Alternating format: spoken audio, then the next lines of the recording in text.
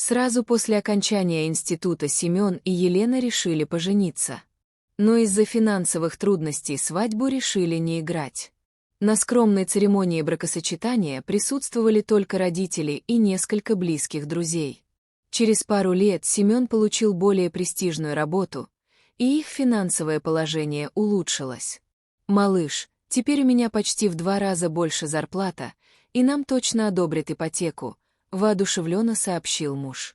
«Ты даже не представляешь, насколько я этому рада. Мне так надоело скитаться по съемным квартирам», — искренне произнесла Лена. «Для начала нам нужно немного поднапрячься и собрать деньги на первоначальный взнос», — с серьезным видом проговорил супруг. «Может быть, занять часть денег у родителей? Чем быстрее купим собственное жилье, тем больше сэкономим на аренде», — разумно предложила девушка. «У моей матери точно нет денег. Она сама гол как сокол и арендует квартиру в пригороде», — ухмыльнулся Семен. «А у отчима я ни за что просить не стану». «Ладно, тогда попросим взаймы у моих родителей», — уверенно заявила Елена. «Давай сначала сами хоть немного отложим денег, а там посмотрим», — решительно произнес парень. Он не хотел влезать в долги без особой необходимости. Гордый и честолюбивый нрав Семена не позволял ему этого сделать. Спустя полгода супругам удалось самостоятельно накопить на первоначальный взнос, и взаймея отпала необходимость. Поэтому вскоре они оформили ипотеку и купили свою первую квартиру.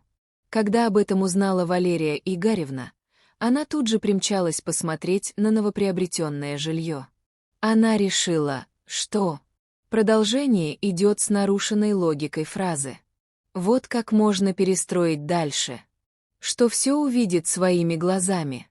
Однако Лена остановила ее у входа. «Сначала нужно ремонт сделать в квартире. Как видите, все еще с советских времен стоит», — деловым тоном произнесла девушка. «Потом еще мебель купить, расставить, техникой обзавестись. Короче, дел еще много», — добавил Семен и тяжело вздохнул. «А где вы жить собираетесь, пока ремонт будут делать? Вы же со съемной квартиры съехали», — удивленно спросила Валерия Игоревна. «У меня негде жить, нам с Антоном и так места мало». «С каким Антоном?» — опешил от услышанного сын. «Антон, мой кавалер. Мы недавно стали встречаться», — гордо заявила женщина. «Как давно вы встречаетесь?» — изумленно поинтересовался Семен. «Почти 2 недели. Он такой галантный», — восторженно поделилась мать. «А главное, благородный. Антон после развода свою квартиру отдал жене, поэтому и живет у меня». Ехидно ухмыльнулся мужчина. «Так вы мне не ответили, где жить планируете?» «Мой дядя на несколько месяцев уедет жить к детям в другой город», — сообщила Лена. «Он разрешил нам временно пожить у него. А вы успеете за это время сделать ремонт?» Озадаченно поинтересовалась свекровь. «Да. Так это же замечательно. Как же нам повезло. Целых 2 квартиры». Воодушевленно проговорила Валерия Игоревна. «Ну ладно, заболталась с вами, мне еще Антошу кормить надо». Скорее всего, дядя согласится на предложение своих детей и останется у них навсегда. Они давно уже предлагали ему переехать к ним на ПМЖ. Женщина попрощалась со всеми и поспешила домой. После ее ухода супруги обсудили предстоящий ремонт. Никто из них не вспомнил, и тем более не придал значения словам Валерии Игоревны про 2 квартиры. А зря. Вскоре бригада строителей начала ремонт. Мать Семена решила, что без ее советов в этом деле никак не обойтись. Однако, по понятным причинам, ремонтники ее не слушали. Поэтому Валерия Игоревна все свои претензии высказывала сыну и снохе. «Ты видел, какой кафель они собрались класть в ванной комнате? Мне он категорически не нравится», — возмущенно произнесла женщина. «Почему? Нам с Леной он понравился», — удивленно спросил Семен. «Он оранжевого цвета. Вы совсем с ума сошли. Это же ванная комната». а не детская. Почему вы со мной не посоветовались? Продолжила брюзжать Валерия Игоревна.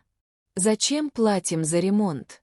Мы, жильцы, значит, и выбираем мы, резонно заметил мужчина. Смотри, какой ты взрослый стал, без матери все решаешь, раздраженно ответила мать. Ты чего обиделась? Разве я в чем-то не прав? Непонимающе произнес сын. Может, в чем ты и прав, но мое мнение все равно мог бы и учесть. Ключи мне от квартиры дашь? Спросила Валерия Игоревна. Зачем они тебе? Удивленно поинтересовался мужчина. Чтобы бригаду ваших строителей контролировать, пока вы на работе, невозмутимо проговорила родительница. Семен тяжело вздохнул и молча отдал матери запасной комплект ключей. Ему было проще удовлетворить ее прихоть, чем затевать ссору до окончания ремонта. Валерия Игоревна еще несколько раз жаловалась сыну, что ее не устраивает дизайн и качество ремонта. Всякий раз сын выслушивал ее, но ничего не делал, так как их с Леной все устраивало. Наконец-то настал тот день, когда супруги обставили отремонтированную квартиру новой мебелью и могли в нее смело заезжать. Однако сделать это с первого раза, к большому удивлению, у них не получилось. Странно, дверь не открывается. Ключ крутится, но толку никакого нет, удивленно произнес Семен. Неужели там кто-то есть? Семен стал стучать в дверь. Спустя пару минут ему открыла мать. «Чего ломитесь? Позвонить не могли перед тем, как в гости идти?» Недовольным голосом спросила Валерия Игоревна. «В гости. Мы домой к себе пришли. Ты чего здесь делаешь?» Ошарашенно спросил сын. «Как это что?» «Живу я здесь, сыночка», — насмешливым голосом проговорила мать. «Заходите, нечего на пороге стоять. Я вас заодно с Антоном познакомлю». Супруги, ничего не понимая, проследовали за Валерией Игоревной внутрь. Она провела их в зал, где на диване сидел полноватый, высокий мужчина лет 40 и смотрел телевизор. «Антошка, это мой сын со снохой Леной. Это они нам квартиру подарили», — гордо произнесла женщина. «Правильно тебя мать воспитала. Родителям надо помогать», — лениво ответил Антон.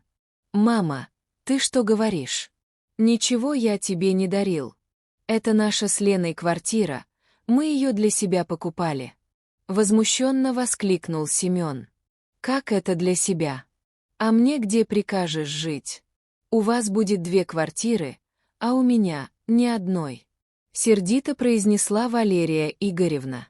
«Какие 2 квартиры? О чем вы говорите?» — непонимающе спросила Елена. «Это и твоего дяди. Знаешь, что до встречи с тобой мой сын не был таким жадным», — на одном дыхании выпалила свекровь. «С чего вы взяли, что дядя отдал нам свою квартиру? Он, даже если не вернется, то все равно продаст ее», — удивленно промолвила девушка. «Мама, прекращай балаган и езжай вместе с Антоном к себе домой», — скомандовал Семен и выжидающе посмотрел на мать. «Мне некуда идти. Я уже съехала со съемной квартиры», — расстроенно ответила Валерия Игоревна. «Лера, так получается, что у тебя нет хаты. А без хаты я бабу и получше найду», — ухмыльнулся Антон и встал с дивана. Буквально за 10 минут мужчина собрал сумку со своими вещами и сбежал. «Ухажера, конечно, ты нашла себе знатного. Хорошо, что этот приживалка сам свалил», — презрительно отозвался Семен об Антоне. «Чего хорошего? Я теперь без мужика осталась. А все из-за вас», — искренне проговорила мать. «Мог бы и мне оставить эту квартиру». «Ага, а сами мы на улице будем жить. Это тебе нужно было деньги, полученные с продажи своей доли, в новую квартиру вложить, а не», — раздраженно произнес сын. Мать ничего ему не ответила и расплакалась. В течение часа родственники выяснили, как будут жить дальше. В итоге они решили, что Валерия Игоревна несколько месяцев поживет с молодой парой, а потом снова снимет себе квартиру. Однако женщина съехала от сына со снохой намного раньше. Всего через 2 недели она повстречала нового жениха и переехала жить к нему.